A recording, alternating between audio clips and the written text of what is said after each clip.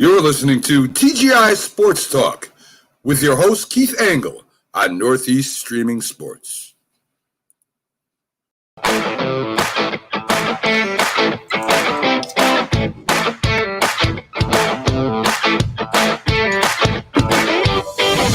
guys, Keith Angle for TGI Sports Talk. How are you today? It's a beautiful day here in East Greenbush, New York. We are the first streaming sportscast podcast in East Greenbush. It's going to be a lovely weekend, at least till Sunday.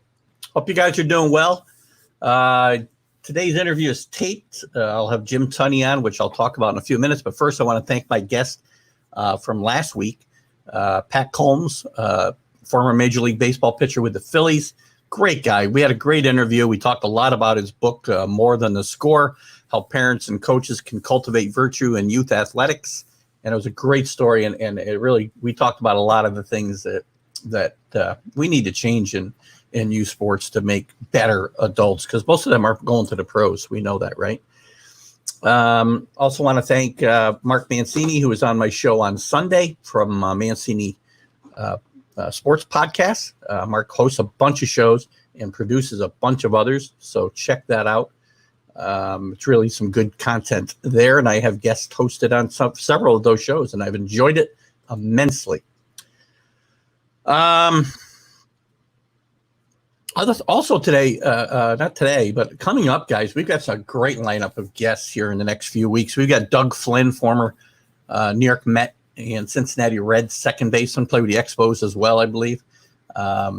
Next week, the week after that, I've got the great Louis Tiant, former Red Sox, who actually started with the Indians, went to the Twins, pitched with the Red Sox, where he did most of his, got most of his notoriety, and actually pitched with the Yankees as well and the Angels.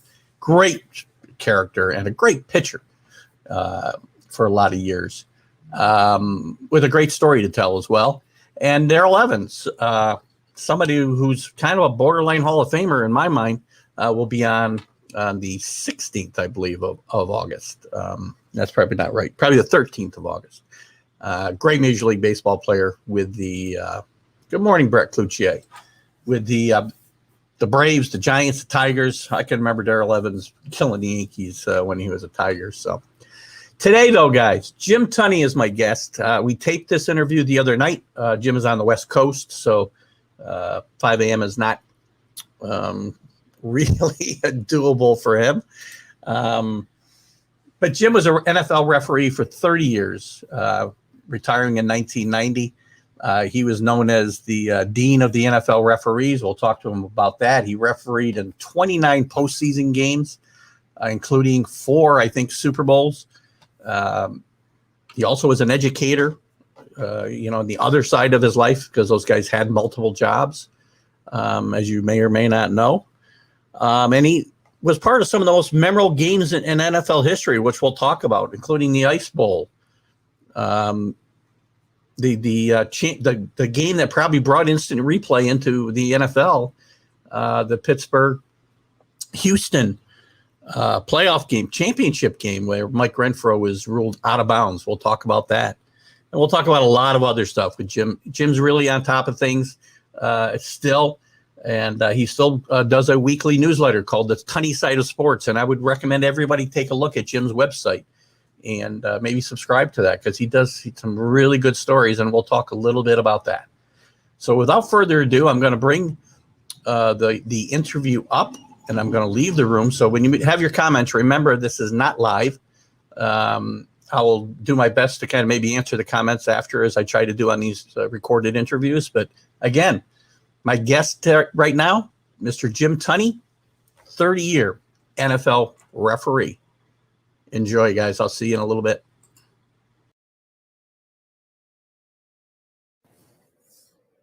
All right, everybody. As I said in the introduction, my guest today is 30-year NFL official, longtime referee, known as the dean of NFL referees, I believe, Mr. Jim Tunney. How are you today, Jim?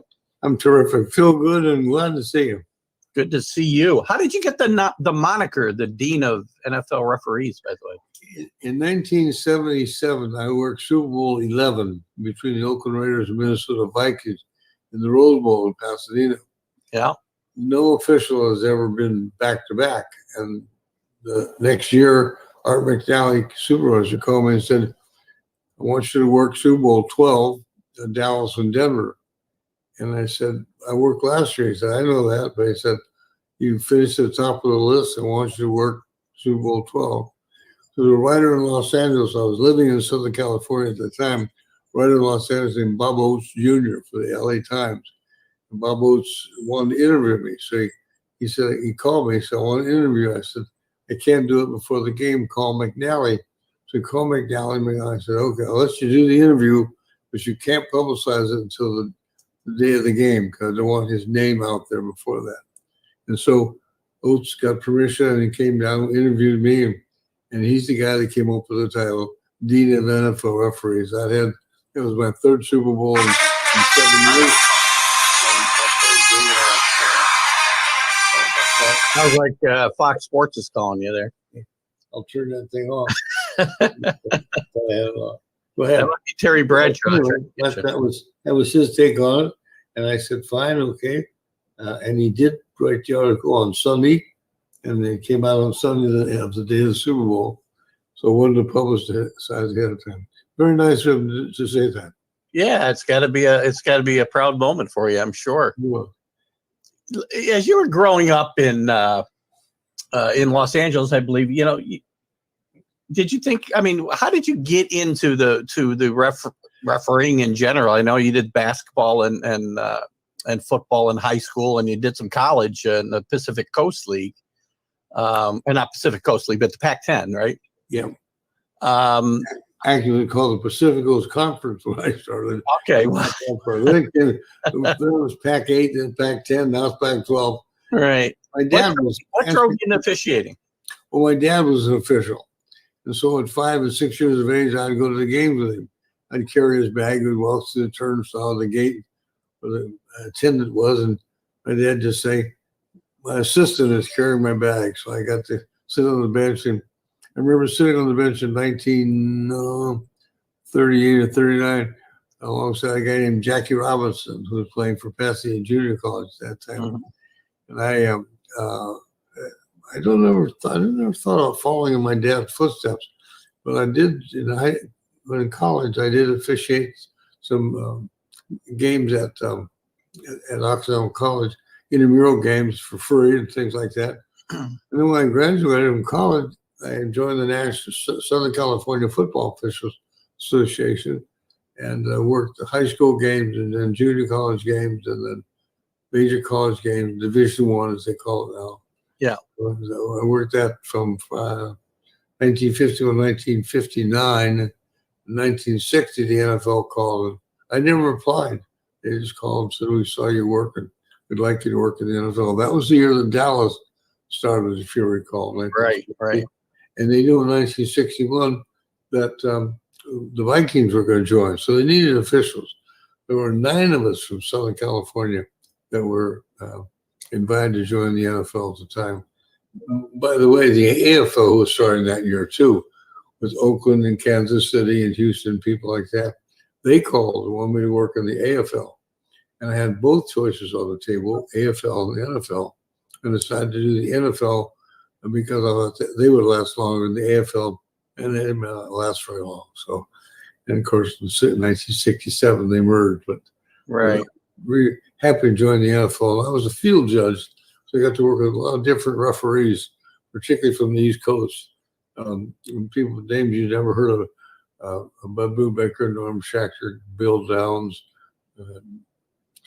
guys like that who were really great officials, and I learned an awful lot from them. Yeah. So, I mean, early on, you did referee basketball as well. Was there something about football that you gravitated towards and not basketball? No, they fired me for basketball. Well, that's a good reason. Well, I was working high school and college for a long time. In fact, one of the cute stories that I have is I worked at a high school championship game in LA City with a guy named Norm Schachter, as a matter of fact. just two officials. And it was like the high school championship game was like 88-89, something like that, run. And at the end of the game, we were in the locker room and knocked on the door. And I said, "Who is it?"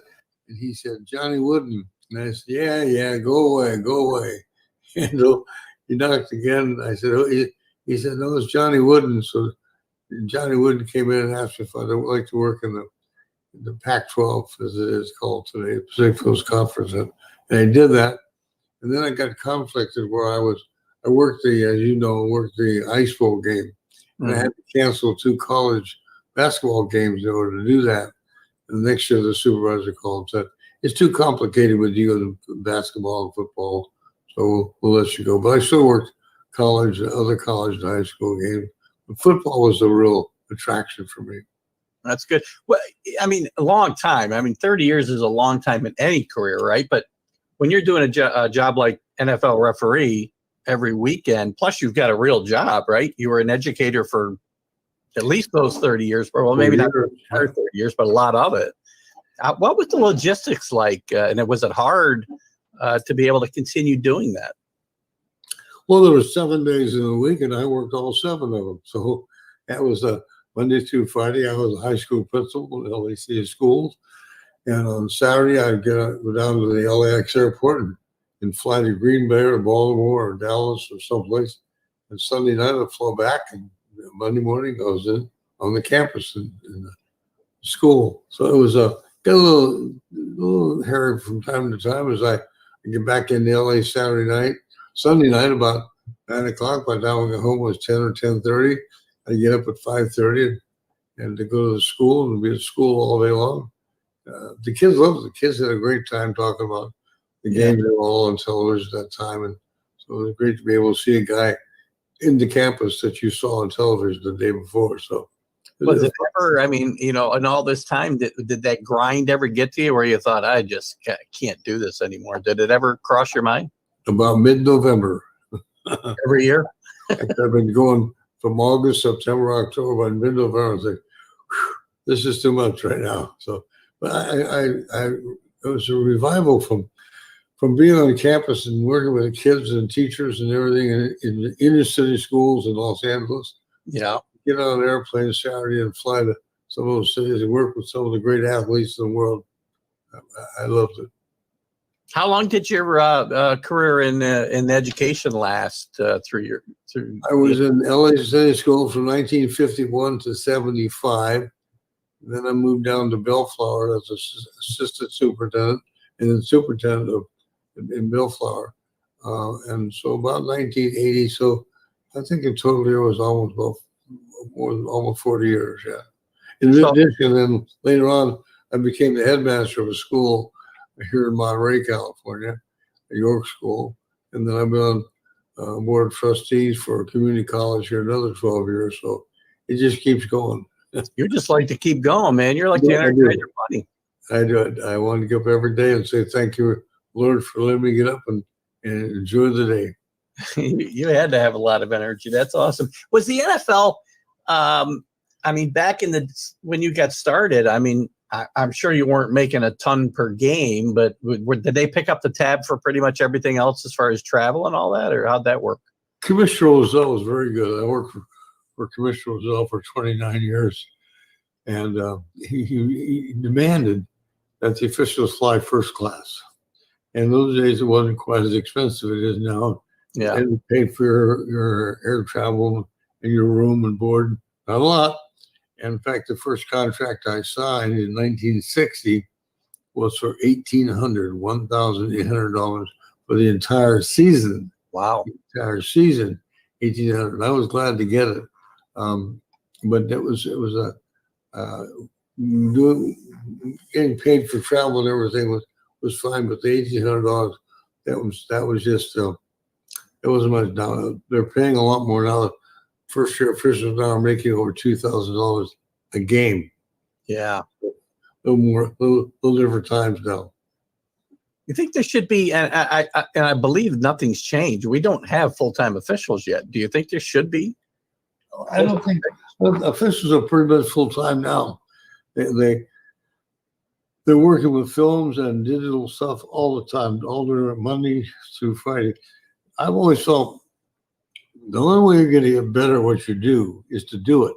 Yeah. Baseball umpires work every day, 3 or 4 days a week, and maybe they're off a couple of days, but they're full time.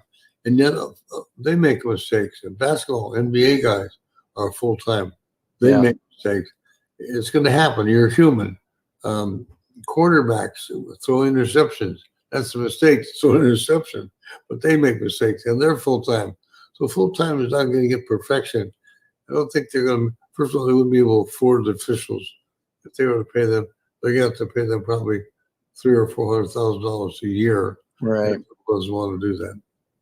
Well, it's funny you mentioned perfection, and I guess it's a good segue. I mean, and it's not just football; it's all sports now, right? Is perfection needed? The players aren't perfect. You mentioned the players throw interceptions; they make errors in baseball.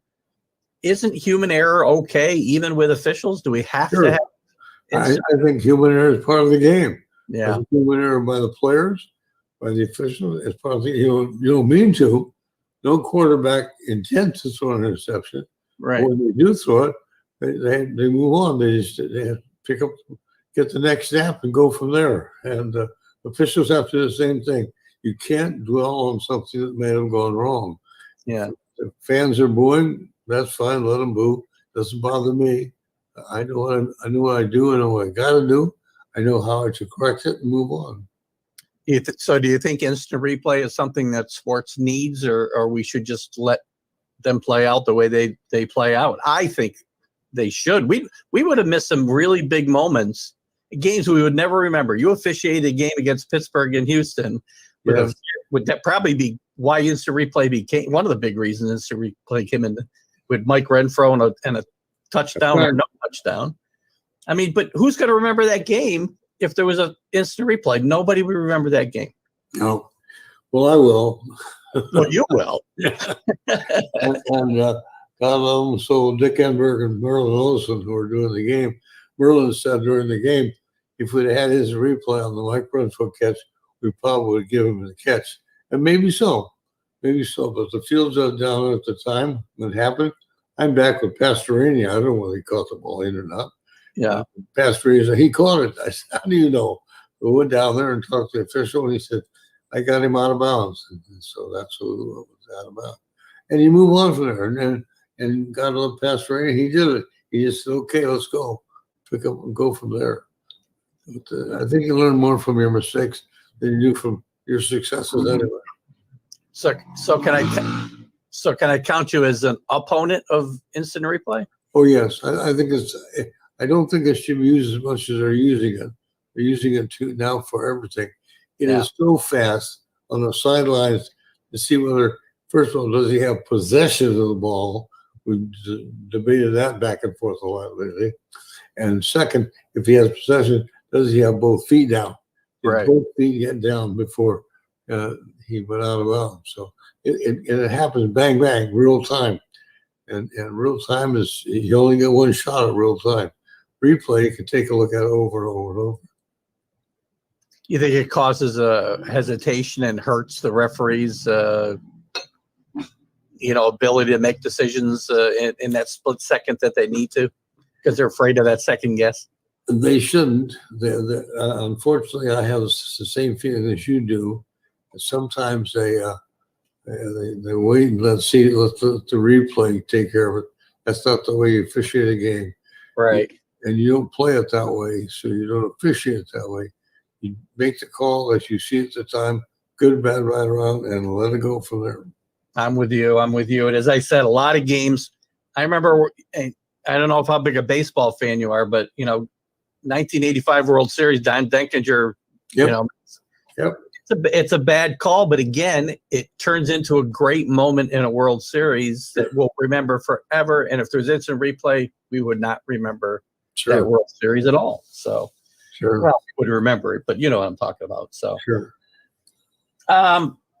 so yeah, while we're on that, while we're on the topic of officiating in, your day when you got started, or even when you ended your career, how has it changed and evolved to where it is today, other than them studying films more and things like that, and having people like yourself consult, because that's what you do with the NFL, is kind of review some of the performances, right?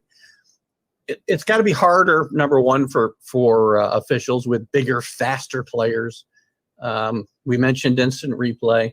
What else has kind of changed in the game, or as far as the officiating goes, from your time to now? Well, first of all, the players are faster, but they're bigger and they're stronger. Yeah.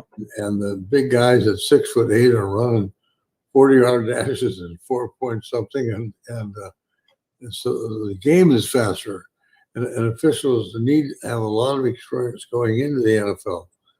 I don't think an official should, after working 4 or 5 years in high school, is ready for the NFL. You've got to have a lot of good experiences and a lot of mistakes that happen. And now, of course, as you know, we have women on the field. Right. Women have never played football. They've watched it, but they never played it.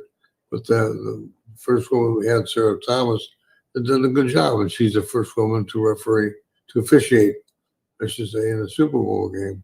And it's experience that makes the difference. Sarah, I happen to know personally, worked 20 years before she got in the NFL. Mm-hmm. So she had a lot of experiences. And that's the difference, experiences. And then working in a crew of 7 officials, helping each other to learn from mistakes that have happened. That's important to have a mistake, and your fellow official will help you correct it and be with you. That's important. You have that kind of camaraderie. And that experience is no substitute for having been on the field. Yeah. Who are some of the guys that kind of nursed you along as you were a young official in the NFL? Well, I think probably people like names you may not know: Bud Brubaker, Norm Schachter, Ron Gibbs, Bill Downs, Red Pace, guys you've never heard of. I have some good friends now, like Art McNally, who's his supervisor. Certainly know Art McNally. My supervisor for 29 years, and he's been a good friend. He did 27 years, I should say.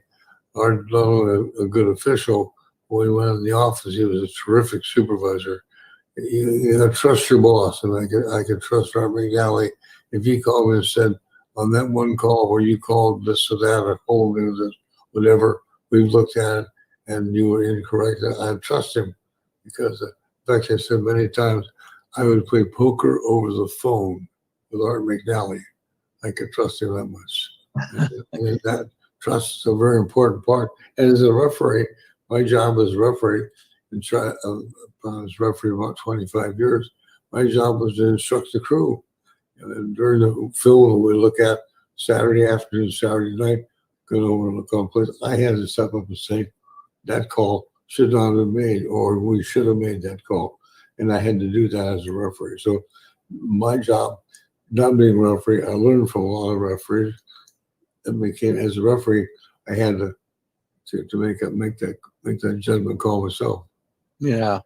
And what about today, as you're kind of reviewing performances of the officials for the NFL? Do you interact with the officials directly, or do you just file a report and it's relayed to the officials? How does it work today, and what's your impact on the officials that you retired in 1990? It's really interaction. When we first started, we didn't have films. And we had to look at film probably about 1967, 68. We started looking at film, reel to reel, Bell and Howell, a whole different thing. It was digital. And so we'd sit down the next Saturday afternoon, Saturday evening, go over every play. We just didn't want to look at the good plays or the bad plays. We looked at every play. How's our positioning? Are we in the right place? Did we move here? Has this play changed? Interception, fumble? Do we adjust properly? And look at things like that, because what happens again, then you've had some correction to it. And as developed now with digital, at the end of the game now, every official gets a disc. He takes a disc home with him, flying to the airplane back from Green Bay or someplace, puts the disc in his computer and looks at the game himself, and then talks to the officials during the week. And then that Saturday before the game, that film was from the NFL, the disc is from the NFL office with corrections on it as to what happened, and you get a chance to see what the office thinks, what the supervisors think, and what you can see. It's a learning process. It's Yeah. very important. Just think if you, in your job, for example, you go to work every day and somebody filming you every day, and they Oh, are, and they are, and then calling you next day and correcting. Well, now if you had done this instead of that, if you said that, and we get that kind of correction all the time. So that's a lot of pressure. I mean, do you wish you had more of that type of thing in your career, or do you think it would have been more pressure and shortened your career? I think it developed as it did. It's fine. It kind of worked its way into it. It Yeah. was right from the beginning. Officials today coming into the NFL, they've been looking at it in college games, so they're used to it too. But you just can't blast right into it. But having grown into it, you can see it's very important. Yeah. Let's jump to some of the games that you officiated and some of the players and coaches that were on the field during that time. I mean, you officiated some big games, 29, I think it was 29 playoff games, correct? Yeah, correct. Including, I want to say 4 Super Bowls. How close am I? 3 Super Bowls, 4 Super Bowls. I had 4. One of them was last was an all referee. Yeah. In the Super Bowl, but 4 altogether. Are there any that stand out? I mean, obviously, when I was looking up some information, we already talked about that Pittsburgh and Houston game with the non-catch or catch with Mike Renfro, which you were part of the Fog Bowl in Philadelphia, the catch with San Francisco and Dallas, and football fans will know what I'm referring to, and I use these nicknames. You were there for Tom Dempsey's then record field goal. The Ice Bowl, I think you were an alternate, but you were there for those. That was a huge game in NFL history. What are some of the moments other than, I know you can elaborate on those, Jim, but are there other things that stand out as far as individual games in your career? Well, I think every Sunday afternoon there was something that was different or unusual. Yeah. But the ones you mentioned, like the catch, was in San Francisco against Dallas, and Dallas had beaten the 49ers a few times before that. Now 49ers are getting back in and going to the Super Bowl, and Montana rolled to his right and threw it. Before that, I happened to hear the huddle. Bill Walsh said, "What we're going to do is I want you to throw it to Freddie Solomon. If Solomon is open, throw it away." So as Montana rolled to the right, Solomon was covered on the left side. He leapt up. He saw Dwight in the back of the end zone. He threw it, and as he threw it, he got blasted, knocked to the ground by Ed Too Tall Jones, the cowboy. Yeah. And he didn't saw it at all. I didn't see it at all. I'm looking down at Montana. I'm watching the game. I'm watching the play. I didn't see the catch. That's downfield. Somebody else got to watch that. But Montana looked at me and said, "What happened?" They said, "You threw it in the stands." He said, "What?" I said, No. Dwight caught it. You got a touchdown. So he was happy about that. Listen, to me, I had fun out there. This is a game. This is not life and death. Yeah. It's a game. I had a lot of fun. I like the Fall Bowl in 1988, Philadelphia in Chicago. And the first half was fine. Beautiful sky, beautiful weather, almost short sleeve weather. And at halftime, the fog came in, and you couldn't see the length of the field. And so I just went to Buddy Ryan of the Eagles, and I said, "What do you think?" And he said, "No, let's play." The owner, Dick just said, "Yeah, let's play." So they played it, and football not played 100 yards at a time. Football played about 20 yards deep and maybe 10 yards wide. And right. In fact, Randall Cunningham, the quarterback of the Eagles, set a new passing record that day, 404 yards in the fog. Yeah, it's interesting. So, if you're going to do that, it was a good game, and Terry Bradshaw during the game, he couldn't see from the press box what was going on because looking like the fog in your headlights, you couldn't see very far. So he came down the side of the field with broadcast of the field, and I and the PA announcer couldn't see the game. So the PA announcer, I became the PA announcer in the third and fourth quarter, and I would say 20-yard line, 3rd and 2, so just a little what the announcer would be doing. I thought the fans can't see it, they might as well hear it. So I just became the on-field announcer at the time. You know, you mentioned something when you were talking about the San Francisco Dallas game that you like to have fun out there. So as you're officiating with a lot of pressure on you, obviously, especially when you get to Super Bowls and playoff games in general. I mean, are you able to enjoy some of these individual performances as you're doing it? To a degree. I remember working in Chicago one time when Gale Sayers was playing for the Bears. And the quarterback was a guy named Billy Wade. My job as a referee is to kind of watch the quarterback all the time. And Wade gets it to Sayers. Sayers started around the right side, saw an opening between the guard and the tackle, stopped right on the right side, a 90-degree turn and go and shot right up the field. And the linebacker came in to get him, and he hurdled the linebacker like Carl Lewis would do it. I thought, whoa, that's a wonderful play. I thought, who's watching the quarterback? I lost my concentration. I was watching the play. So you got to watch what your concentration is. You can't play around with it. But the other time you can enjoy. These are tremendous athletes. Oh my God. And people I had fun with the whole time.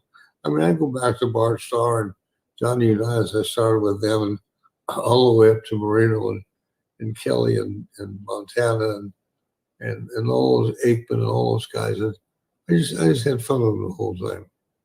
So you mentioned Gale Sayers. If as a football fan, if there's a guy that I could have gone back in time to watch, because he was a little before me. I'm 61 years old, and he's a little before me. At least his prime. He was such a great player. I would love to have seen Gale Sayers play and not get hurt. I mean, he would have been, I got a feeling he could have been the greatest running back of all time if he hadn't gotten hurt. Probably is in a lot of ways, yeah. Except for maybe Jim Brown. But Gale was a wonderful guy on the field. He's the same kind of a guy you'd like to have as a next door neighbor. He was just a wonderful person, Yeah. But tremendous athlete. His speed, his agility, and his smoothness. He just got like he was ice skating down the field. Terrific that way, yeah. What other players stand out for you, Jim? Having seen them up close, really stand out. I mean, and maybe people that don't think about right off the top of their head as being just tremendous athletes and great football players. Yeah, I mentioned Bart Starr and Johnny Unitas earlier, and I had a chance to work with them. Both outstanding quarterbacks, but then Starr wasn't a great star coming out of Alabama. He was kind of a second-rate guy.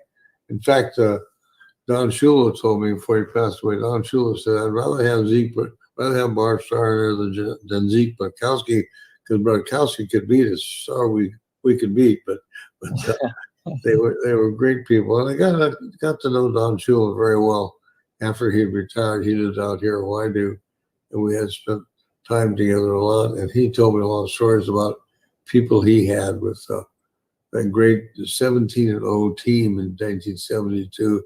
So I got to know Bob Greasy and Larry Salka and Mercury Morris and Paul Warfield, people like that. They're just wonderful people. I had the chance to here where I live in the Monterey Peninsula, had a chance to MC a program for NFL legends. I did that 21 years in a row, and got to introduce people like Ben Davis and Deacon Jones and people like that. Just lots of wonderful people. I had a great relationship with the players. I just really felt honored to be able to be with them off the field as I was on the field. How about coaches? Who are the guys that really gave you a hard time? The ones who were losing. Everyone that lost? They were always a hard time. I think that, one of the first games I worked in this league was with George Hallis. When I met George, it's like kind of meeting Tom Edison. He invented the game. I mean, He was there at the beginning with a daily statement to all those people. Terrific guy. But he was really hard on officials. He was fair.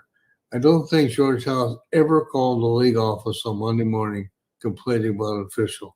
If he had a complaint, he was going to tell you on Sunday afternoon, and he did. He was really hard on officials. And I made a bad call one of the first games I worked for Hallis in 1960. And I worked for him the next week. And he came up to me and said, now you had a tough call. Jimmy called me Jimmy. Had a tough call, Jimmy. He said, but just shake it off. You can be a good official. And so he was very fair about people like that. What coach, what player hasn't made a mistake? Right. You can't go through life without making them, particularly if you're in a game like this where the pressure's on all the time. How about the flip side? How about coaches or even players, I guess, that you had like a different relationship? They were fun to be around and they would joke around with you and, not take the game as seriously maybe as somebody else or ride you like somebody else. Who'd you have fun with during games? I think people like Bill Walsh, John Madden, John I. Bill Walsh. That's interesting. Yeah. Bill Walsh was very, very, very, very focused. He's very intelligent, very, very focused on the game. But he was good to be around. He was okay. And he wasn't.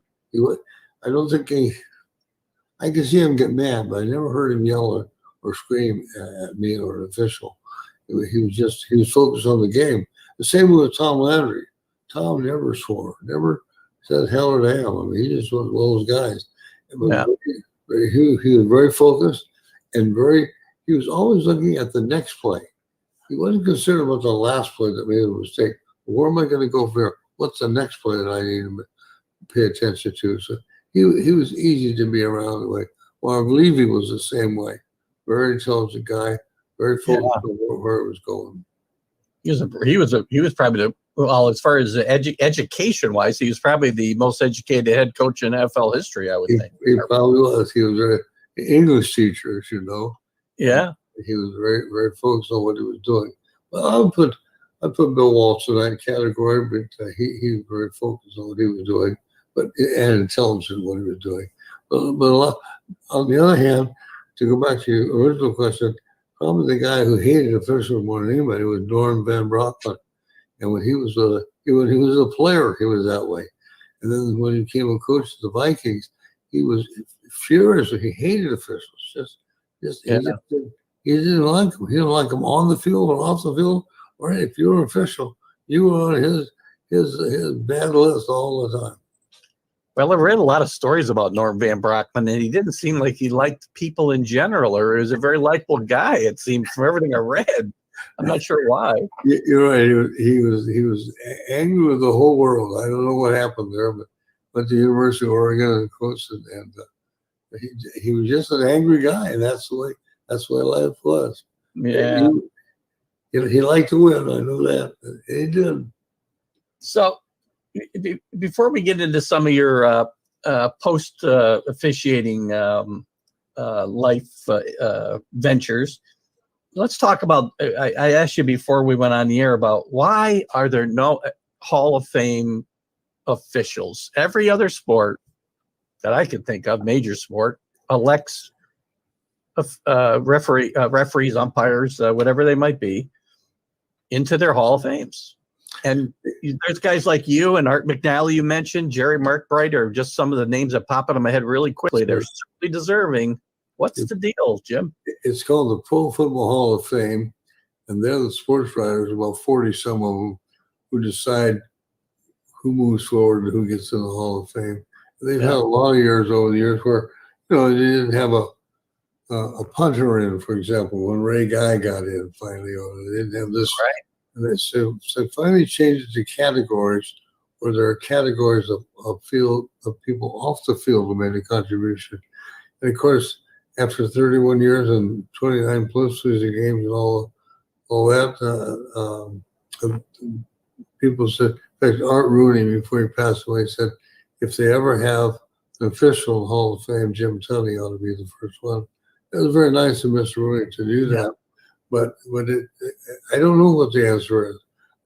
I maybe they think that official doesn't have a following like a player does. A player has a fan base, and if official probably may have a fan base, I don't know, but they don't have a fan base to back up on. They get plenty of film on officials, but it'd be nice honor. But that's I don't know why. Baseball, as you say, baseball, hockey, basketball, all do. So, excuse me. It's funny you mentioned that there's no following, and maybe there's not a following per se, but speaking for myself as a fan, when I would watch games and I'd find out who the officiating crew was, and especially once you guys were mic'd up, I'd say, "Oh, great, Jim Tunney's doing the game, or Jerry Markbright's doing the game, or I'm trying to think of the guy with the biceps now, and it's strike. Hockey league. Yes, Yeah. yes. Or Red Cashin. Right, and I'd be like, all right, cool, I like that because I like that guy, right? So it's not really a fandom, but it's I'm excited when I see that guy doing the game. So you guys are a big part of the game, and I do not know how they can exclude you from their Hall of Fame. I think maybe the bottom line is that in that room of official of committee members, of mostly sports writers, there seems to be an advocate. Somebody stands up and chomps for this. So if you vote for my guy this year, next year I'll vote for your guy, and that sort of thing. But there's nobody advocating for officials in there. I was fortunate enough when John Madden was inducted to the Hall of Fame in 2006. He called me about ahead of time, and he said, "I'd like you to come to my induction." I said, "Well, it's very nice, Coach, but you're in Canton, Ohio, and I'm in California." He said, "No." He said, "I have an airplane. I'm flying people that I want to come to my induction. And will you come?" And so he paid for air travel, hotel bill, for everything. And it was nice of John to do that. I spoke at his retirement dinner. I spoke at his 50th birthday. I spoke at his 60th birthday. So we've been good friends for a long time. And yet, we don't see each other hardly at all. But he was very nice to invite me, and I think that made me feel really good. Yeah, well, that is awesome. And you've been nominated a bunch of times, and somebody's got to get in that room and say, let's get Jim Tunney and some of these other guys in there. I've got to get in that room, Jim. Maybe you get in that room. That would be very nice if you would. Thank you. I don't think they're going to let me in, but I'll be knocking on the door. Okay, thanks. So listen, you're still active. You're still a very active guy. You're doing great. I don't know. What are you, 50, 55 years old now, right? Just a little older. A little older. 92. Yeah, you're doing great. Keep on going, man. But you're still an active guy. I mean, as I said, you're doing the observation and some of the consulting for the officials. You've written several books. Gosh, and I just realized Chicken Soup for what was it? Where's your books? Chicken Soup for the Sports Fans all. Yeah. Impartial Judgment, which is kind of your story, and some of the big calls as you saw them in pro football. It's the will, not the skill, and then 101 best of the Tunney side of sports. Tunney side of sports. Tell us about that. I guess to start with, that's what you're doing now, weekly. Probably more than anything else, I do that now. That it started in 2005. Somebody suggested that you write sort of the stories. I take sports stories of the world of sports and transform them into positive images for everyday living. Even negative things that happen in the world of sports. I even take a Michael Vick who had all the problems with the dog. Take that, and why did that happen to Michael Vick, who's a pretty nice guy, except he got mixed with the wrong crowd. And then you turn it into very positive. So I look for stories. I'm writing one now for the Olympics that are happening. I've been a part of the California Special Olympics for over 20 years, and there's some great stories in Special Olympics. Great. Somebody said, "Where do you get your ideas?" I quoted Johnny Carson. Somebody said, "Johnny Carson, you have a monologue every night for 15 minutes. How do you get your stories?" He said, "As long as Ronald Reagan is president, I'll always have stories." And I say, as long as there are sports, I'll always have stories. I enjoy doing it. I enjoy taking something from the world of sports and transforming them into ideas that people can use. So it's part of the teacher in me. I've been a teacher all my life. I've been an educator. I'm a lifelong learner. I'm always looking for things to get better at, and it's fun to do.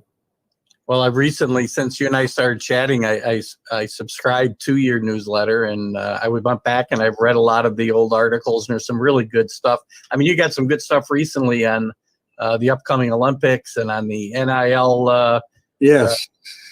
ruling with college football. And one thing that's really driving me nuts, it was one of fan civility. Which is kind of, to me, it's a creeping problem in society in general. You bet. That's where it's coming from. Yeah.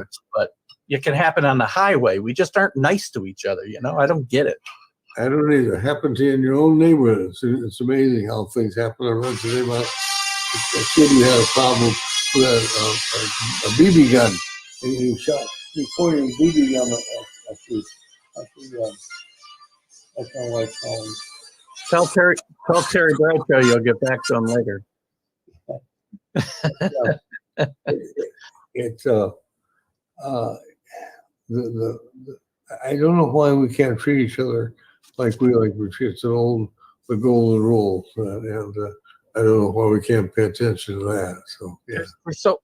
We're fans. Go back to the '60s and the '70s, and I mean, there were some crazy fans in Oakland and whatnot, but yes. I remember seeing things like I saw in the NBA playoffs this year with a Knick fan spitting at Trae Young and the poor family of I can't think of the player's name now out in Utah having racial epithets thrown at him. It's and like we said, you can go. It just is everywhere. We don't treat each other nice on the road. You're not going fast enough. A guy passes you, flips you off, and he doesn't get anywhere because he's right in front of you now. He didn't get anywhere. Sure. And we have this social contract, I think, to be nice to each other, to treat each other with respect, if not be nice. And it's just going by the wayside. And I don't know if this pandemic has played into it because we've been isolated for a certain period of time, but it seems worse than ever to me right now today. It is worse than ever. I agree. And people think that they got to be the center of attention. Did you see a number of fans on the court after the game last night in Milwaukee? All the fans have to be part of it. Why can't they sit in the stands? I know. They want to be part of it, so they want to get in there. And was it 3 weeks ago, maybe 4, when Phil Mickelson was winning the tournament and walking up the 18th fairway, all the fans were crowding around him, and he could hardly even move. Boy, I was holding my breath. I don't know about you, but I was holding my breath till he got out the other side. Absolutely. I was concerned about it too. And I wrote about that. They used to allow that in the Open. I think they've stopped it now. Of all places in the Open, they would allow you to follow the winners up the 18th fairway. But I think they got to change that now. Fans want to be part of it. They want to have the ball. They want to be there. They want to. I never caught a line drive, but I've gotten plenty of baseballs from umpires at stadiums, but to have the ball, take it home, and say that I caught a ball. So what? It's to me, it's too childish. It's a lack of civility, as you mentioned earlier, and that's where we're missing out on a lot of things. That's why maybe the article on the Tunney side of sports helped change people's attitude towards what they should do, what's good to do. Well, I hope so. I mean, you're writing some good stuff. I'm going to, there's a couple of your books that I'm going to go look for and get downloaded on my Kindle so that I can read them. I'll put a link up on my page for some of them too. You got another book in you yet, Jim? I mean, are we going to see more Jim Tunney books? Or I think maybe the weekly column of that weekly column, I've written 3 101 best of Tunney side of sports. I have 3 books. I may have a 4th, I'm not sure, but I keep writing the weekly column, and it goes on Constant Contact as a blog, so it's available for people to read every week. And it comes out on Monday, so hopefully you start the week off right. Well, as we wrap it up here, football today compared to when you started and when you finished, I mean, is there something you'd like to see change in the game? Is the game as good as it was? Is it better than it was? What's your overall opinion of the NFL game today compared to yesterday? It's a better game. They're better coaching. I'm not that the coaches were bad, but there are different techniques they're using. The players are using different techniques. It's a better game that way. One of the things that disturbed me is that in the past, when you would maybe spike the ball in the end zone or show off or something, one of the veterans would come up and say, "We don't do that on this team. Right. We're above that," and lay off. And they don't do that anymore. Players don't correct players. And players who, the arrests and the problems we have with domestic violence and drugs and things, other players, older players would come and step up and say, "Let me help you. Let me be part of it." They don't do that now. They're two separate. We talk about inclusion in the world. Well, there's not that inclusion sometimes in football where they don't step up and help one of their players. That's a great point. I mean, mentors are important in every aspect of life, and if young people don't have mentors, then they're left to their own devices. It can be They were to me, as you mentioned before. Probably the first mentor I had was my father, and I gave my father. He was my hero, my role model. I followed him a lot when he did. I've done a lot of things that he's done, not because I wanted to do them, but because it just seemed right to do. And he was a great role model for me. Well, I think you followed his model very well then, Jim, because you're a good man. You were a great NFL official. I'm enjoying what you're doing today, and I think you got a lot to offer. So I hope you continue to do it. Thank you. For as long as you can, and we'll certainly support it. And I'll share some of those articles as I see them, if it's okay with you, to TGI Sports Talk, and get a little exposure for you that way. Absolutely. Do anything you want. Talk about them, write about them. That's great. Thank you very much for the opportunity. I'll be happy to do that. Listen, I love having you on today, and stick around for a second as I'll be wrapping up the show. But I want to thank you again for coming on. You're one of the you're a role model yourself. Before I don't forget to say that, for a lot of young people, whether they're officials, athletes, or just everyday Joes, pay attention to the Jim Tunneys of the world. They got a lot to teach us. We don't know it all. So thanks for coming in today, Jim. So, Jim Tunney, former NFL referee. Lots to say. Jim, I think, is 93 years old, and he's got so much left to offer. As we talked about in the interview, we got into it towards the end there. I guess towards the end of the interview, talking about the way he takes the Tunney side of sports and tries to put a positive spin on things. I've talked about a lot of this stuff in sports and the way it's creeping into society in general, and it's got to stop, guys. As I wrap up the show here today, I'm going to give you a little bit of a morality play. Sorry. You got to be nicer to each other. I don't care if it's on the road, in the supermarket, at a ballpark. You don't have a right to throw things at ball players. We saw it again last week with the Yankees and Alex Verdugo from the Red Sox. And again, guys, these fans don't represent the teams. I had this come up in my Sunday show. They represent themselves. And the Yankees in Major League Baseball took steps, and this is what should happen to everybody who misbehaves at a ball game. Seriously misbehaves.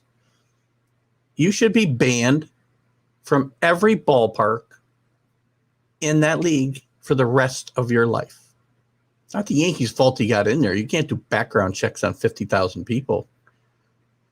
But we can make sure he doesn't get back in there again. And we shouldn't have to do that. We should be nicer to each other. I've mentioned this several times in some vlogs and on my shows. We got a social contract to treat each other like human beings. Again, on the road, in a supermarket, at a ballpark. Just because they're making millions and millions of dollars doesn't give you the right to do whatever you want to them. So, listen, subscribe to the Tunney side of sports. It's a fun column. He's got lots of stuff. The historical articles, the archived articles are all there, and he's got topics recently from this fan behavior to the NIL situation in college football. Lots of stuff. He doesn't just talk about football. He talks about lots of things. I have one regret in this interview. I never asked him how he got his signature. It's for those of you of a certain age who remember Jim Tunney and him officiating games when there was a touchdown, field goal, whatever, he would extend his arms, like this, and then I'll do it lower so you can see. And then put his hands up like this. So I never got a chance to ask him what caused him to start that signature move. One other thing I'll touch on quickly too is officials belong in the Hall of Fame. They're in Baseball Hall of Fame. They're in the Basketball Hall of Fame. They're in every sport, pretty much every sports Hall of Fame as contributors to the sport.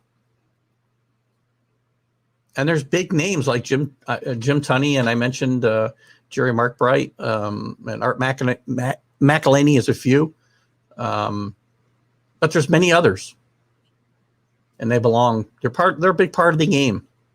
They keep the games civil and orderly.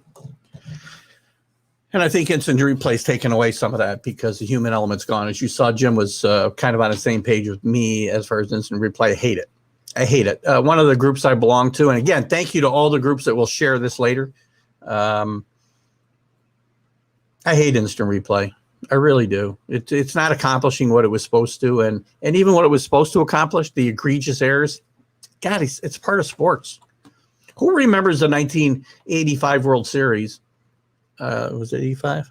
85 World Series. If Don Denkinger doesn't blow the call at first base, and the Royals would have been beaten in Game 6. Is it fair? No, but life's not fair. Players make mistakes and cost teams games. I'm okay with human error. I really am. And in the course of trying to make the game perfect and eliminate egregious errors, we've turned it into something it's not supposed to be. You know, a guy slides into second base and his hand comes off the bag for a split second, and we replay that and the guy's out. Phantom double plays are gone. Things that were part of the game for decades. Just lots of stuff. Anyway, don't want to preach as I end up my show. I do want to remind you, I want to thank Jim. Jim, great job today. I'll be sharing this to his page as well. Thank you, Jim Tunney. I want to thank, again, Pat Combs from last week. Remind you that next week I'll have Doug Flynn, former Met. Well, he started with the Reds, the Mets, the Expos. He might play with the Rangers for a little bit. We'll have more information when I do the promo on Sunday. But Doug was a productive Major League Baseball player for a long time. Met fans should remember Doug Flynn. Great defensive player. And actually was part of the biggest trade in Mets history, as he was one of the players that came over to the Mets in the Tom Seaver trade, along with Pat Zachary, Steve Henderson, Dan Norman, and I could be forgetting another name. Dark day for Met fans, but Doug Flynn was a productive player for you for quite some time. I also have the great Louis Tiant coming up in a couple of weeks. I believe August 6th. Louis Tiant will be my guest. Tremendous personality in the game of baseball. Great pitcher with the Boston Red Sox, but he was a great pitcher with Cleveland when he got started. Had to rebuild his career after some arm injuries, and we know him best from his work with the Boston Red Sox. But as a Yankee fan, I remember the time he spent here with the Yankees as well. And we'll also have in a couple of weeks Darrell Evans, another great Major League Baseball player with the Braves and the Giants and the Tigers, and just a really clutch player. One of the most underrated players, I think, in the game's history. His numbers are very, very good. Batting average not quite there. DH'd a lot later in his career, which probably hurt his Hall of Fame chances, but great player. Very productive player for a long, long time, and contributed to a really good Tigers team winning the World Series in the 80s and also winning several other division titles. So anyway, those are some of the guests we got coming up. We're going to wrap it up today, guys. I appreciate you joining me here on TGI Sports Talk right on Northeast Streaming Sports Network. Check out Northeast Streaming Sports. Check out all the other shows. Check out Mac and Jack that I'll be on here in just a few minutes to do my regular Friday visit. Check out the Philly Sports Guide. Check out Unscripted. Check them all out, guys. And also subscribe to the weekly newsletter.